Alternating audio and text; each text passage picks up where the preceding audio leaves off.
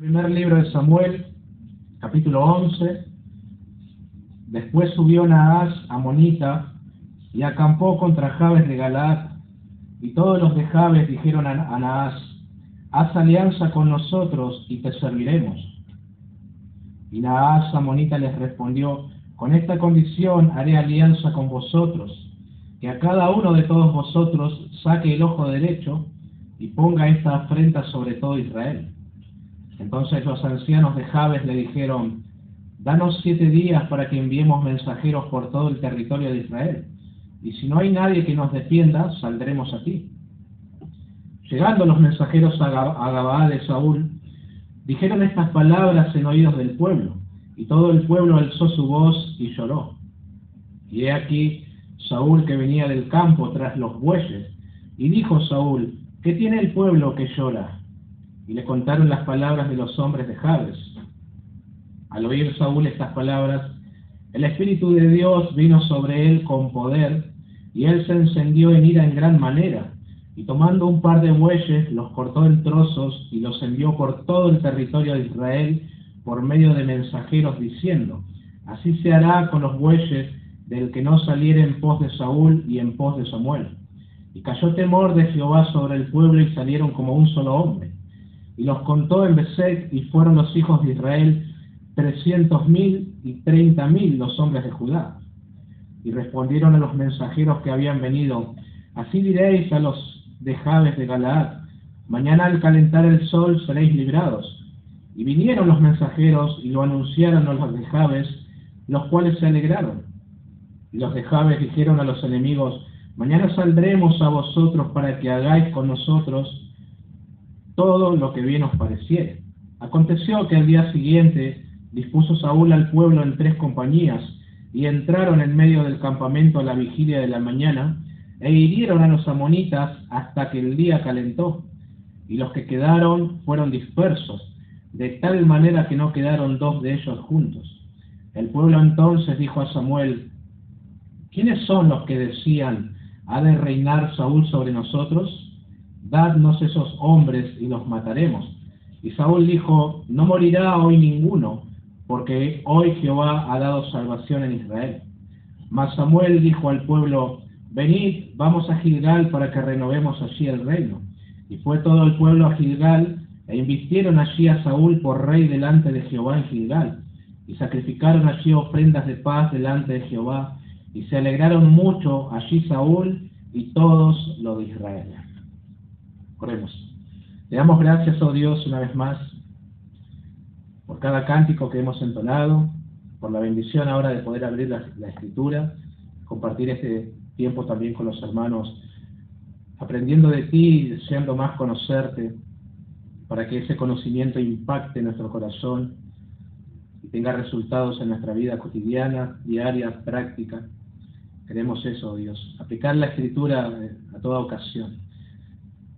Oro para que el Espíritu aplique en cada corazón, nos anime, nos exhortes, sobre todo que sea más claro, más precioso para nosotros, oh Dios.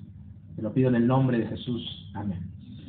Bueno, los últimos 2 mensajes que nosotros hemos abordado, tratando los capítulos 9 y 10, básicamente vimos la soberanía de Dios en la elección del rey, ¿sí? Hoy vamos a continuar tratando este capítulo 11, pero lo que vimos allí, como para repasar un poco, fue Dios ordenando cada detalle de manera precisa para establecer a Saúl como rey de Israel, ¿no? En un principio parecían coincidencias, casualidades, un mero hombre yendo en busca de algunas asnas que se habían perdido a su padre.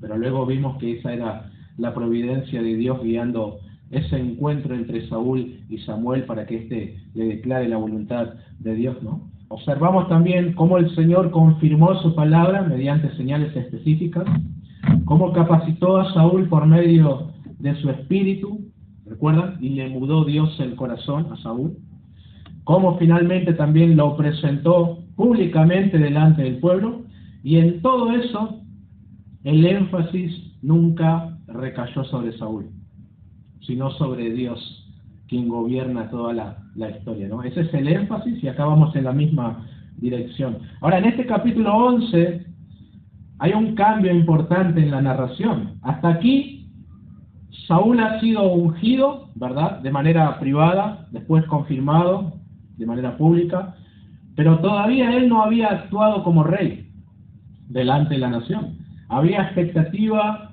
había dudas, e incluso, recuerda, ¿no?, al final del capítulo 10, que había personas como que le menospreciaron. ¿Cómo nos ha de salvar este? Como teniéndole en poco, ¿no? Bueno, precisamente en este contexto que llega la crisis, el rey ha de mostrarse rey, ¿no?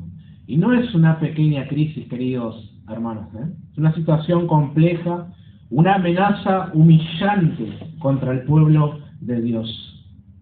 Naas, ahí está el acento en la segunda A, el rey amonita intimida, se acerca a esta ciudad de Israel, porque Galaad, Jabes de Galaad, es una ciudad israelita, y propone condiciones vergonzosas de sometimiento. Israel vuelve a verse otra vez vulnerable, como ya es conocido para los lectores de la Biblia, se encuentran amenazados, temerosos, y no tienen como de alguna manera la potestad para librarse a sí mismos. Y ahí es donde Dios ha de confirmar públicamente aquello que ya lo había hecho de manera privada, ¿no? Aquí vamos a ver al rey.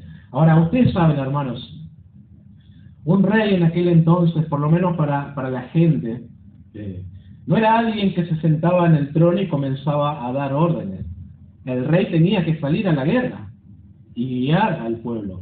Y bueno, de alguna manera estaba demostrando allí su reinado. Por eso luego cuando aparece David, ¿recuerdan ya? Más adelante, él vence al gigante y después tiene éxito en cada batalla que es enviado. La gente quedaba anonadado con David. De hecho, hasta había mujeres, doncellas que cantaban. Saúl hirió a sus miles y David a sus 10.000. Porque son los celos de Saúl, ya faltaba, le falta el trono solamente, claro. Porque eso es lo que esperaban de un rey, ¿no? Entonces el rey escogido ahora será probado. La palabra dada ahora será visible delante de todo. Y el pueblo verá si verdaderamente Dios está con Saúl, ¿no? Ahora, hermanos, otra vez, esto vale la pena recalcar, ¿no? Más allá de que estamos tratando un capítulo, un contexto completamente político y militar, acá el énfasis, el centro, sigue siendo Dios mismo, ¿no? Dios preservando a su pueblo, Dios obrando en medio de la debilidad humana, Dios llevando adelante su propósito a pesar de todo. Prestemos atención entonces con la ayuda del Señor, el rey confirmado por Dios en medio de la crisis. Y propongo que veamos, ¿no?, una proposición un poco larga. Cuando el pueblo de Dios se encuentra débil y sin recursos frente a la amenaza, el Señor demuestra que sigue gobernando soberanamente al levantar y usar los medios que Él mismo ha establecido para traer liberación y preservar a su pueblo. En primer lugar, notemos la amenaza que pone la necesidad del pueblo, ¿no? Y allí vamos a estar contemplando o abarcando más que nada los primeros 4 versículos. Ustedes saben, ¿no?, los que han leído ya varias veces el Antiguo Testamento, siempre ha tenido Israel enemigos acechándolos, ¿no? Muy cerca de ellos, naciones paganas, e incluso algunas de ellas habían sido dejadas por Dios particularmente para probar a su pueblo. Estaban los sirios, los filisteos, y en este caso también los amonitas, rodeados de naciones paganas, constantemente amenazados, presionados o directamente atacados, ¿no? A veces, justo hoy en mi lectura estaba en el segundo libro de Reyes y había bandas armadas que se dirigían a Israel, a veces un ejército entero, pero bueno, de alguna manera siempre estaban al acecho. Ahora aparece Naas amonita, sube contra Jabes de Galaad. Claro, la ubicación de esta ciudad costera la hacía vulnerable a la invasión.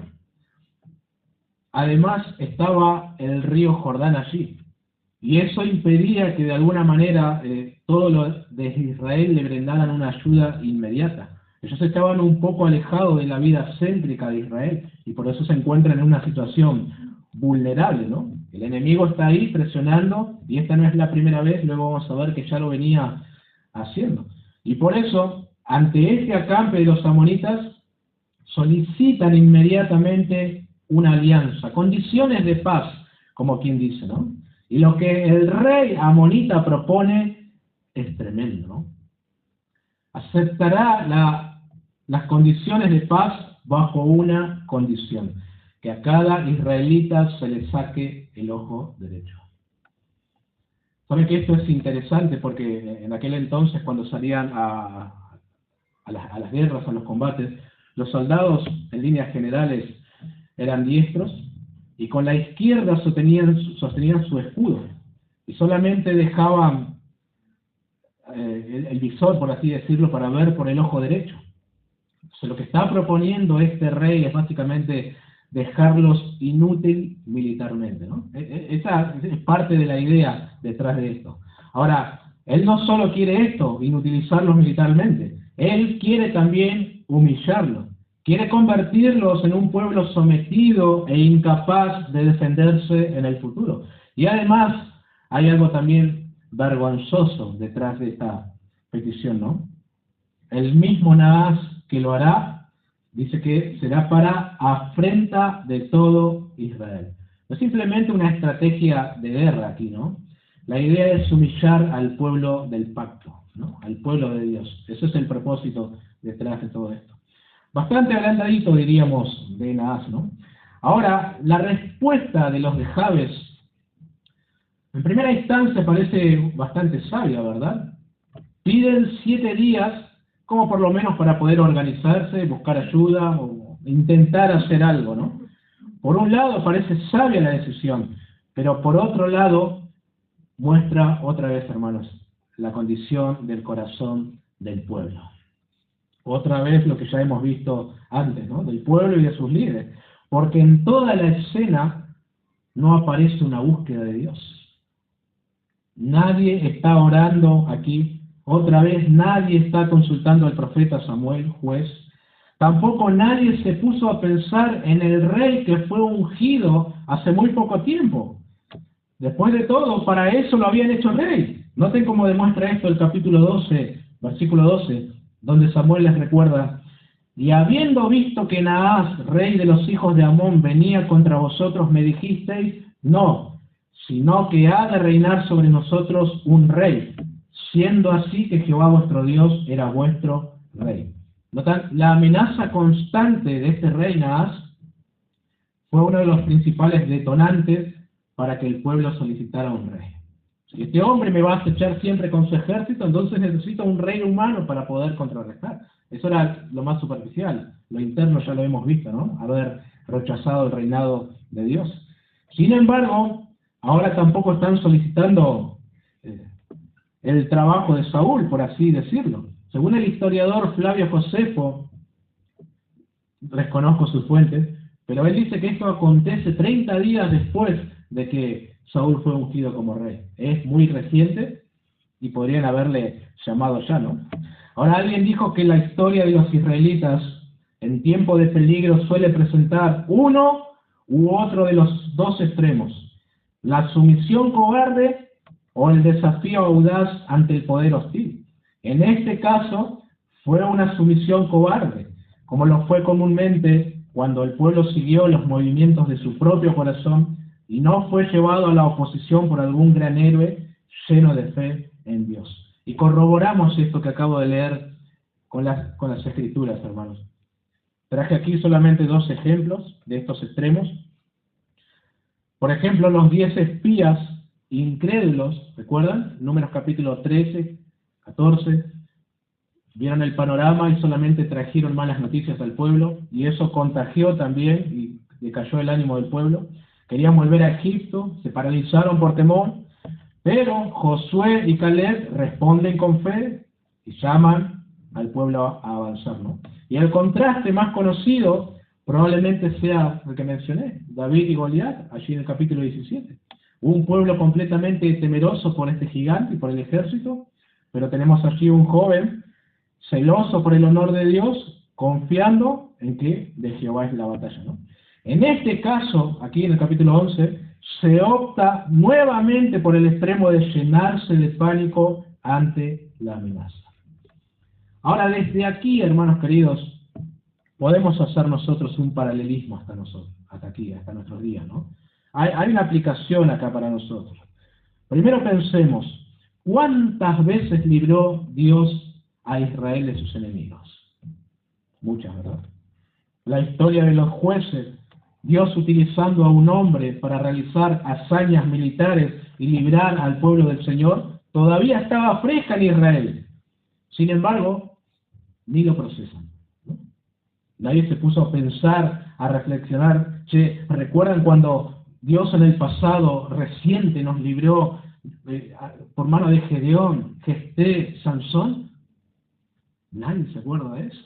Y ahora están todos temerosos.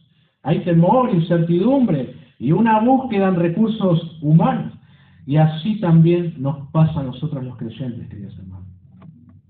Ante el peligro, la amenaza, no sé, o algo que nos descoloque, que nos saque, que nos supere, qué fácil olvidamos la historia. Qué fácil olvidamos la Escritura. Qué fácil olvidamos las promesas de Dios. Y puedo estar hablando no de años atrás, sino de semanas atrás, o días incluso. Dios permite situaciones en nuestras vidas conforme a su providencia, pero con qué facilidad olvidamos o negamos lo que cantamos, lo que decimos creer, lo que leímos, lo que hemos predicado, lo que escuchamos predicar. Parece como que se aplica a todo creyente en todo lugar, menos a nuestro contexto. Y a todos nos pasa lo mismo. Ahí es donde queda expuesta otra vez la fragilidad de nuestro corazón, ¿no? Porque mientras las cosas están relativamente tranquilas en nuestras vidas, ¿no? Hablamos de la soberanía de Dios, cantamos acerca de su fidelidad, leemos sus promesas y nos emocionamos, enseñamos que Él tiene el control absoluto de todas las cosas. Pero llega la amenaza, llega la incertidumbre, llega aquello que nos supera, y de repente actuamos como si Dios hubiera dejado de gobernar. A todos nos pasa lo mismo. A mí también, por eso estoy mencionando, ¿no? Miren que Israel tenía historia, mis queridos hermanos, como para tener una roca en su base, ¿no? Tenía mucha historia. Vieron el mar abrirse, vieron caer enemigos imposibles, habían visto a Dios levantar jueces, traer liberación una y otra vez, y sin embargo, frente a Naas, reaccionan dominados por el temor, buscando un tratado de paz. Que bajo cayeron, diríamos, ¿no? Ahora seamos honestos, nosotros no somos tan distintos. Somos iguales, de hecho. Dios ya nos sostuvo antes, ya nos proveyó, ya nos corrigió, ya nos libró, ya demostró su fidelidad innumerable de veces. Pero cuando aparece Naas, una nueva prueba, digamos, ¿no? Una enfermedad, una crisis económica, un problema familiar, congregacional, una situación que no podemos controlar inmediatamente, entonces comenzamos a desesperarnos como si fuera la primera vez que Dios tuviera que intervenir. Como que el pasado no nos sostiene, de alguna manera, ¿no? Lamentablemente, hermanos, esa es una disposición del corazón, con la cual nosotros tenemos que batallar y tomar medidas para la guerra también. Siempre nos pasa, ¿verdad? Olvidamos las intervenciones de Dios en el pasado, que puede ser un pasado inmediato, un par de meses, un par de semanas, días. A lo mejor unos días atrás experimentaste la mano bondadosa de Dios, pero hoy, como que eso es cosa del pasado. Fue ayer, dijo. Por eso necesitamos, hermanos, constantemente volver nuestra mente a la verdad de Dios, recordar sus obras, alimentarnos de la Escritura, aprender a interpretar nuestra vida presente a la luz de quién es Él, no solamente a la luz de lo que sentimos. Ahí está el problema de muchos creyentes, las emociones. Ahora bien, volviendo al texto, este temor de los de Jabes de Galaad termina expandiéndose rápidamente al pueblo. ¿Sabían ustedes que el temor es contagioso? El versículo 4 dice que cuando los mensajeros llegaron y dieron las noticias en Gabaa, todo el pueblo alzó su voz y lloró. Qué cómico esto, ¿no? Querían ayuda de sus hermanos, y sus hermanos se ponen a llorar. Viejo, quería que me ayudes, no que te pongas a llorar. El temor es contagioso. Por eso mencionaba aquellos 10 espías que vinieron trayendo malas nuevas, malas noticias. Todo el pueblo se se atemorizó y se querían volver. Bueno, es así, el miedo contagia también, ¿no? Pero otra vez, hermanos, el relato está preparando el escenario para mostrar algo importante. Cuando el hombre se queda sin recursos, expuesto en toda su impotencia, ahí es donde la intervención de Dios resalta con mayor claridad, ¿no? Y a Dios le encanta llevarnos a esos lugares. Dios es especialista en escenarios así.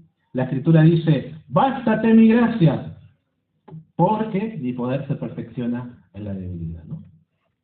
Tenés que ir a ese lugar, decía Pablo, para que pueda yo hacer esto. 2 Corintios 12, también, no con ejército ni con fuerza, sino con mi espíritu, ha dicho Jehová de los ejércitos. Más adelante el salmista escribiría, danos socorro contra el enemigo, porque vana es la ayuda de los hombres. En Dios haremos proezas, y Él hollará a nuestros enemigos, en el Salmo 60. ¿No? Hermanos, muchas veces la amenaza, la prueba, solo expone nuestra necesidad de Dios, como en este caso con Israel, ¿no? Así es. En segundo lugar, veamos la acción poderosa de Dios a través de Saúl, versículo 5. Y he aquí Saúl que venía del campo tras los bueyes, y dijo Saúl, ¿qué tiene el pueblo que llora? Y le contaron las palabras de los hombres de Jabes. Al oír Saúl estas palabras, el Espíritu de Dios vino sobre él con poder, y él se encendió en ira en gran manera, y tomando un par de bueyes, los cortó en trozos y los envió por todo el territorio de Israel por medio de mensajeros, diciendo, así se hará con los bueyes del que no saliera en pos de Saúl y en pos de Samuel. Y cayó temor de Jehová sobre el pueblo, y salieron como un solo hombre. Hasta ahí nomás, ¿no? Qué extraño es este rey, hermanos queridos, ¿no? ¿Notan las resoluciones que está tomando? Pero digo extraño porque él no está sentado en un trono de realeza, como esperaríamos de un rey, ¿no? No está rodeado de sirvientes, no está instalado en un palacio, por el momento, ¿no? Está en el campo trabajando con los bueyes. Eso es un rey. Digo, ¿qué eso es? ¿Un campesino o un rey? Como dije, hermanos, sus comienzos fueron bastante buenos y humildes, ¿no? Los comienzos de Saúl. Él es el prototipo de alguien que comenzó muy bien en los caminos y el propósito del Señor y terminó muy mal, ¿no? Pero hasta acá el relato todavía nos muestra a un hombre de perfil bajo, ¿no? Y eso también tiene algo interesante. Mientras Israel esperaba probablemente una figura imponente de rey, ¿no? Ve otra cosa en él. Él aparece todavía ligado a la vida común del pueblo. No hay grandeza todavía, no hay apariencia de poder real consolidado por el momento. Pero entonces el relato da un giro decisivo aquí, ¿no? Saúl escucha el llanto del pueblo y pregunta qué sucede.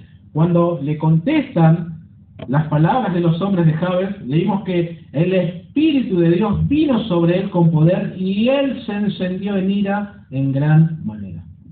Por favor, los hombres de este lugar, no justifiquen su enojo diciendo que el Espíritu de Dios vino sobre ustedes y por eso hicieron lo que hicieron, ¿no? Acá tiene un propósito particular y es la capacitación divina para que Saúl actúe como libertador y defensor de Israel frente a una amenaza concreta. No se trata de un arrebato carnal. No es que él no pudo dominar su ira y está descontrolado, para nada. Es un celo producido por Dios frente a la humillación del pueblo del pacto.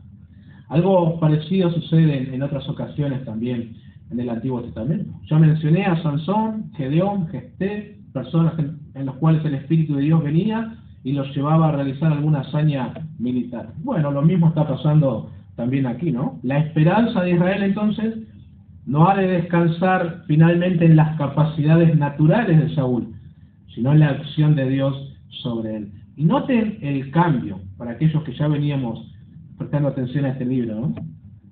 El hombre reservado ahora actúa con autoridad. El hombre oculto entre el bagaje, ¿recuerdan que lo vimos? Ahora convoca a la nación. El hombre que venía del campo ahora lidera al pueblo hacia la batalla. ¿Por qué? Porque Dios está obrando en él. sobre él para la tarea que le fue encomendada. Decía un pastor hace muchos años, Dios siempre al que llama, capacita. Y así es, hermano.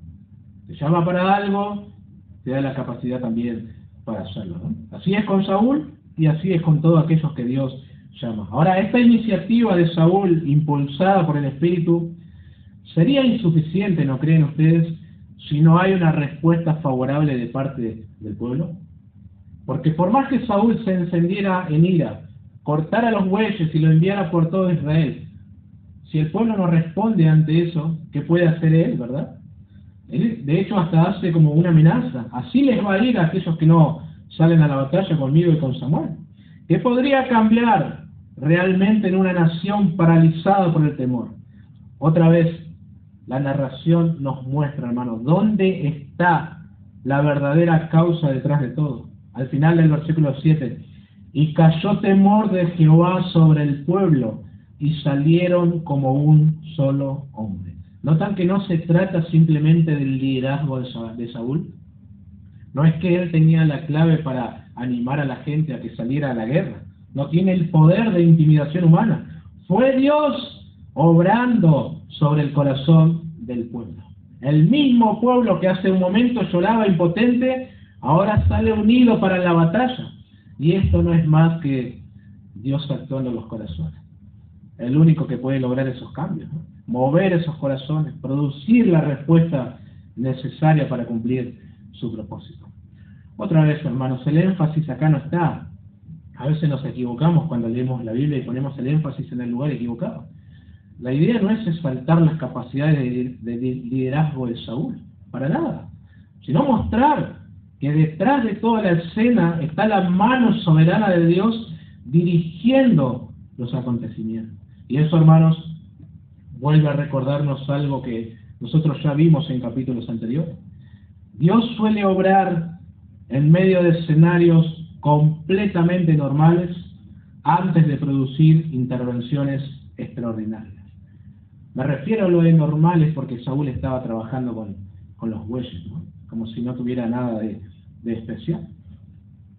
Como si no fuera un rey, ¿no? A veces, hermanos, nosotros descuidamos los asuntos cotidianos, como si allí Dios no estuviera haciendo nada importante. Y por eso yo necesito esto, necesito un campamento, necesito un retiro. Como que si en lo cotidiano no hay nada para aprender. Y Dios no te equipa y no te alienta. Y eso hace que nuestra vista sea muy corta.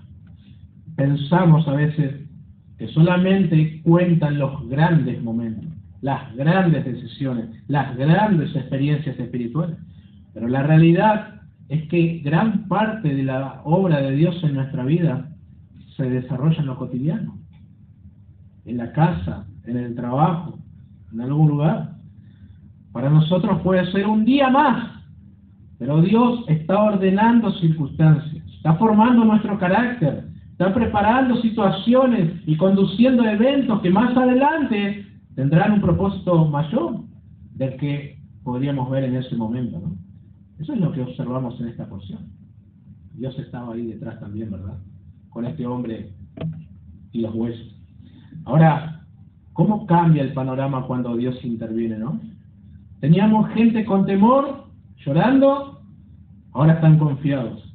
Teníamos un grupito de mensajeros confundidos, ahora hay 330.000 soldados para la guerra.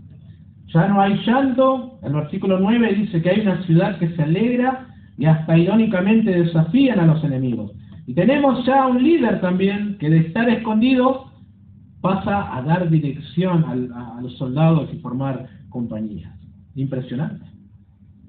Qué hermoso, hermanos queridos, cuando el Señor demuestra, o mejor dicho, que nosotros podemos ver con claridad que Él sigue gobernando soberanamente, ¿no? Ahora, hermanos, esto está escrito aquí no solo para que nosotros aprendamos un poquito de historia antigua, ¿no? Por supuesto que no es el propósito. Está aquí para alentarnos, para que conozcamos a Dios y confiemos en Él, para cuando aparezcan noticias devastadoras en nuestra vida, como las que recibieron los de Jabes de Galaad, nosotros no corramos primeramente a recursos humanos, sino al trono de la gracia, para alcanzar misericordia y hallar gracia para el oportuno socorro, como dice Hebreos 4. No significa que no actuaremos, ¿no? No significa que seremos pasivos ante las situaciones. Israel no lo fue. Se alistaron, salieron a la guerra. Saúl debía actuar. Pero la diferencia está en dónde descansa finalmente la confianza en nuestro corazón. Ahí va a estar la diferencia, hermanos queridos. Luego en el capítulo 11, en el versículo 11, tenemos el resultado de esta intervención divina, ¿no? Capacitando al hombre, dando confianza al pueblo. Bueno, hicieron estragos al campamento amonita. Lo siguieron, lo dispersaron, de tal manera que no se pudo encontrar a dos individuos juntos, ¿no? Fueron todos separados. Y no lo lograron solo con motivación, ¿no? Lo hicieron con la ayuda de Dios. En tercer lugar, la consolidación del reino mediante la liberación de Dios. Versículo 12, el pueblo entonces dijo a Samuel, ¿quiénes son los que decían, ¿ha de reinar Saúl sobre nosotros? Dadnos esos hombres y los mataremos. Y Saúl dijo, no morirá hoy ninguno, porque hoy Jehová ha dado salvación en Israel. Mas Samuel dijo al pueblo, venid, vamos a Gilgal para que renovemos allí el reino. Y fue todo el pueblo a Gilgal e invistieron allí a Saúl por rey delante de Jehová en Gilgal. Y sacrificaron allí ofrendas de paz delante de Jehová, y se alegraron mucho allí Saúl y todos los de Israel. A los que conocen el desenlace completo de la vida de Saúl, ¿no? Seguro que le sorprende leer estas cosas de él, ¿no? Por eso hablaba de alguien que comenzó muy bien y terminó muy mal, ¿no? Porque esta es también la historia de un hombre que comienza en los caminos y propósitos del Señor de una manera loable y termina irreconocible a sus inicios, ¿no? Ahora, sin apurarnos, acá hay una actitud loable de parte de Saúl. Y qué bien le hubiera hecho a este hombre haberse mantenido con ese espíritu hasta el final de sus días, ¿no? Sería diferente la historia de Israel. Esta es una buena oportunidad para que Saúl se desquite de aquellas personas que le habían tenido en poco cuando fue elegido rey. Al final del capítulo 10, ¿no? Pero sin embargo, en lugar de ceder a esa tentación y a la presión de las personas que dicen, mira, para que te consolides mejor, dale muertes a esto. Los que han leído ya el segundo libro de Samuel, el primer y segundo Reyes, saben que esto era muy frecuente, ¿no? Las conspiraciones y empezar a matar a uno y a otro es algo muy normal. Pero Saúl no lo hace, e intercede por ello y prefiere mostrar misericordia. Y el fundamento que da es muy interesante. Hoy Jehová ha dado salvación en Israel. A Israel. Él responde correctamente. Su cosmovisión hasta este momento está bien, está entendiendo que todo se lo debe a Dios. No se atribuye la victoria a sí mismo. No utiliza el triunfo para alimentar venganza personal. No convierte la victoria en una plataforma para consolidar poder político mediante el miedo. Por lo menos en este momento, él reconoce que la salvación viene de Dios. Por eso digo, qué lástima que no siguió con ese mismo espíritu. Y eso es humildad, hermanos, que más adelante tristemente irá desapareciendo, ¿no? Porque cuando el hombre comienza a olvidarse de que toda la victoria, toda capacidad, toda bendición provienen del Señor, inevitablemente empieza a corromperse, ¿no? Y eso será exactamente lo que ocurrirá a este hombre llamado Saúl, ¿no? En los capítulos posteriores. Pero aquí todavía vemos algo digno de destacar. Un rey que, después de la victoria, no busca destruir a sus opositores, sino preservar la unidad del pueblo, reconociendo que la salvación fue mérito de Dios. Alguien observa acá como un principio para la vida espiritual, ¿no? Para nosotros los creyentes también. Dice, Satanás, habiendo fallado en el ataque a través de Naas, ahora intentaba atacar a Israel, incluso en la victoria, dividiendo a la nación unos contra otros. Satanás nos atacará de todas las formas que pueda y a menudo usa tiempos de victoria para atacar, ¿no? Falló en la primera medida, le quedaba esta segunda alternativa de dividir entre sí al pueblo de Israel, ¿no? Nosotros los creyentes debemos tener mucho cuidado cuando nuestros asuntos están prósperos, hermanos.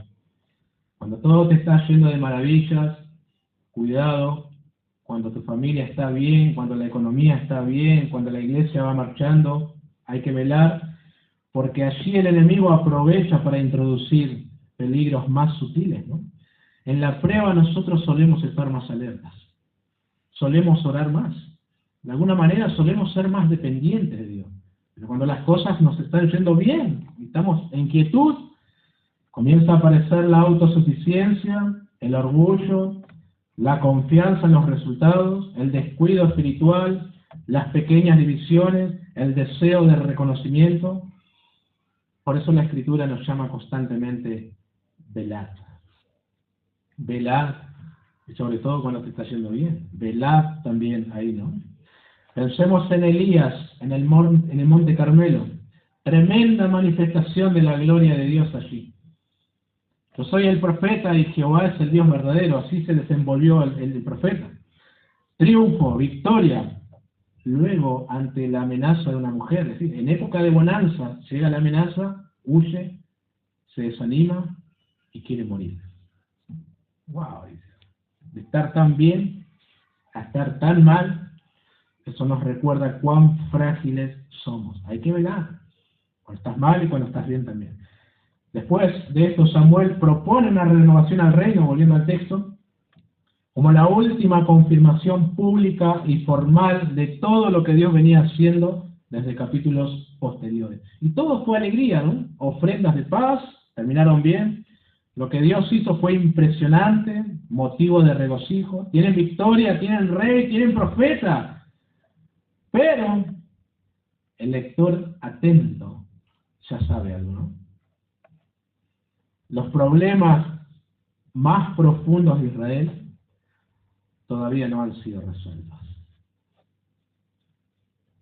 Por supuesto, no. Es un problema que está en el corazón de los hombres. El gran problema, hermanos, hablando de Israel, nunca fue simplemente la ausencia de un rey humano, sino la condición del corazón del pueblo. Ese fue el gran problema de Israel. El texto nos invita a nosotros, nos prepara a seguir leyendo, a seguir esperando, ¿no? Porque aunque aquí hay alivio, victoria, celebración, todavía no llegó el verdadero rey que resolverá el problema real del corazón humano. Todavía falta para eso. Bueno, hay tres cosas en lo que nosotros podemos pensar a partir de esta narración. Primero, debemos aprender a reconocer la mano soberana de Dios aún en medio de circunstancias amenazantes, ¿no? Todo el capítulo, notaron ustedes, comenzó con temor, debilidad, amenaza, lloro incluso. Humanamente hablando, Israel estaba expuesto y vulnerable. Sin embargo, detrás de la escena, detrás de lo que nosotros leemos, estaba el Dios soberano gobernando toda la historia, diciendo: tranquilos, consulten, busquen. Y eso no ha cambiado, queridos hermanos.